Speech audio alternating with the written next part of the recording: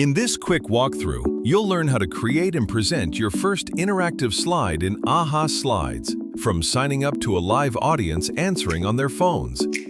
Go to AhaSlides.com and click Sign Up. Choose Google or an email and password. It's free and you land straight on your dashboard. Click the New Presentation button in the top corner. The editor opens. Your slides run down the left, the canvas sits in the middle, and slide settings are on the right. Click the title at the top to name it.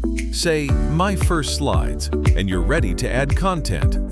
Add your first slide and open the Slide Type panel. Browse the categories. You'll find interactive types like Pick Answer, a multiple choice question the crowd taps to answer, Poll, Word Cloud, Q&A, or Idea Board, a wall of sticky note ideas. Or try something more outside the box, like Draw Answer, where the audience sketches a reply. Click one and it drops onto your canvas. Let's use Poll. Type your question in the content box and add a few answer options on the right. That's your slide ready. Click Present. Your audience opens ahaslides.com/join and enters the code on screen, or scans the QR, and their answers appear live as they respond.